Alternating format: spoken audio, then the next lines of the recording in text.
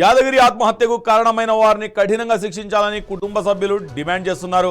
మజీద్ కమిటీలోని నలుగురు వేధించడం వల్లనే యాదగిరి ఆత్మహత్య చేసుకున్నాడని తెలిపారు. ఆత్మహత్యకు ముందు యాదగిరి ముదిరాజ్ చేసిన సెల్ఫీ వీడియో ఇప్పుడు సంచలనంగా మారింది. ముషీరాబాద్ గాంధీనగర్ ఏరియాలో పెద్ద ఎత్తున పోలీసులు బందోబస్తు ఏర్పాటు చేశారు.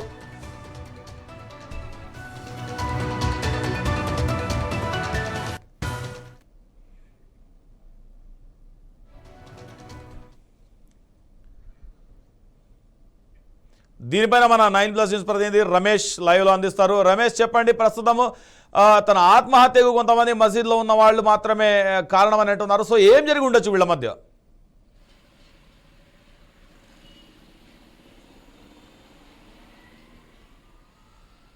రమేష్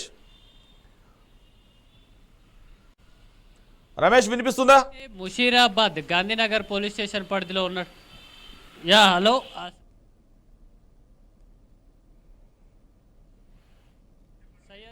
చెప్పండి రమేష్, చెప్పండి, వినిపిస్తుంది, చెప్పండి.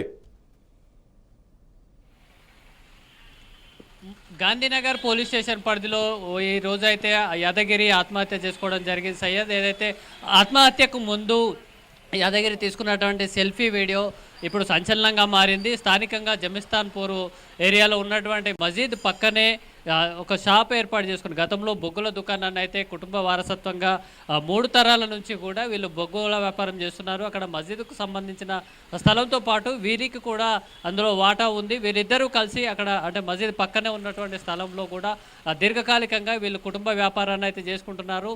ఇటీవలే ఈ వ్యాపారానికి సంబంధించి బొగ్గుల దుకాణాన్ని మార్చి మరో షాపు ఏర్పాటు చేసుకుందాం అనేది వారు నిర్ణయించుకున్న పరిస్థితులలో అక్కడ ఒక 4 వ్యక్తులు మాత్రం వీరిని పదే అడ్డుకోవడం, అక్కడ శానిటేషన్ వర్క్స్ కానీ డ్రైనేజీ లైన్స్ ఇట్లాంటి పనులు చేసేందుకు వెళ్తున్న క్రమంలో పదే అడ్డుకుంటున్న క్రమంలో మానసికంగా ఒత్తిడికి గురైనటువంటి యాదగిరి అయితే ఆత్మహత్య చేసుకున్నట్టుగా కుటుంబ సభ్యులు చెప్తున్నారు. ఇప్పటికే ఏదైతే ఇతర ముస్లిం కమ్యూనిటీకి సంబంధించినటువంటి పెద్దలు కూడా అంతా మసీద్ కమిటీలో ఉన్నటువంటి వ్యక్తులు కానీ ఇతర పార్టీలకు సంబంధించి ఎంఐఎం పార్టీ నేతలు కూడా వారికి మద్దతుగా ఉన్నారు. వాళ్ళందరికీ విషయం అంతా నోటీస్లో ఉంది. ఎట్లాంటి ఘర్షణ కూడా తమ మధ్య లేదు. దాదాపు 3 తరాల నుంచి కూడా మేమంతా ఇక్కడే వ్యాపారం చేసుకుంటున్నామని కూడా చెప్తున్నారు. గతంలో కోర్టు ఆదేశాలు వచ్చినప్పటికీ రిజిస్ట్రేషన్ చేసుకోవడానికి తాము అవసరం లేదు, ఏదైతే ఫ్రెండ్లీగా ఉన్న వాతావరణాన్ని కాంప్లికేట్ చేసుకునే ఇష్టం లేకపోవడం కారణంగా కూడా రిజిస్ట్రేషన్ చేసుకోలేదు. అయినా కూడా వ్యాపారం కొనసాగిస్తున్న క్రమంలో ఒక 4 వ్యక్తులు మాత్రం తీవ్రంగా ఇబ్బందులు గురి చేస్తున్న క్రమంలో 15 రోజులుగా కూడా యాదగిరి ముభావంగా ఉంటున్నారు. అసలు ఏం జరిగిందో తెలియదు.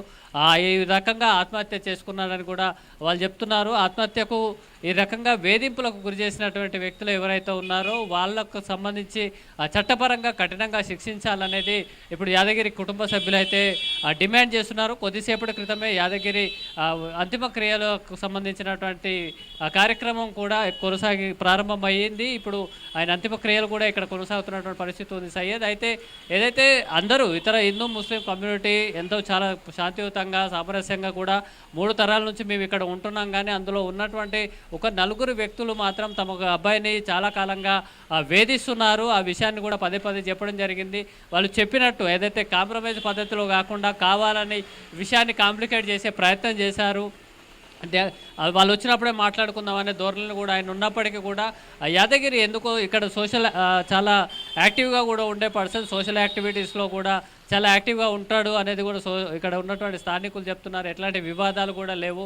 వాళ్ళ తండ్రి కానీ వాళ్ళ అన్నదమ్ములు కూడా సోషల్ యాక్టివిటీలో చాలా ముందుంటారు. ఇక్కడ అందరికీ సుపరిచితం, దాదాపు 20 ఏళ్ళ నుంచి కూడా తెలుసు. ఎలాంటి వివాదాలు లేని వ్యక్తి, కానీ అసలు ఎందుకు ఆత్మహత్య చేసుకున్నాడు, ఈ రకంగా ఎందుకు చేశారనేది తమకు తెలియదంటూ కూడా చెప్తున్నారు. అదే సమయంలో ఇది ఒక కాంప్లికేటెడ్ ఇష్యూగా మారినటువంటి పరిస్థితులలో ఇటు ముషీరాబాద్ గాంధీనగర్ పోలీస్ స్టేషన్ పరిధిలో పోలీసులు అయితే భారీ బందోబస్తు అయితే ఏర్పాటు చేశారు. ఇప్పుడు మనం ఉన్నటువంటి ప్రాంతం చూస్తే ఇటు ఈ పక్క వెనక సందులో వీళ్ళ యాదగిరి వాళ్ళ ఇల్లు అయితే ఉంటుంది. ఇటు 3 వైపులా కూడా పూర్తిగా పోలీసు బందోబస్తు ఏర్పాటు చేయడం జరిగింది. ప్రధానంగా జమిస్తాన్పూర్ ఏరియా ఏదైతే మసీద్ స్థలం అనుకుంటున్నామో ఆ మసీద్ స్థలానికి సంబంధించి కూడా పోలీసులు బందోబస్తు ఏర్పాటు చేశారు. కమ్యూనల్ గొడవలకు సంబంధించి ఎలాంటి ఇబ్బందులు కలగకుండా, అనుకోని ఘటనలు ఏవి కూడా జరగకుండా ఇక్కడ పోలీసు బందోబస్తు అయితే ఏర్పాటు చేయడం జరిగింది. ఇప్పటికే ఈ యాదగిరి మృతి ఘటనకు సంబంధించి సమాచారం అందుకున్నటువంటి బీజేపీ నేత ఈటెల రాజేందర్ కూడా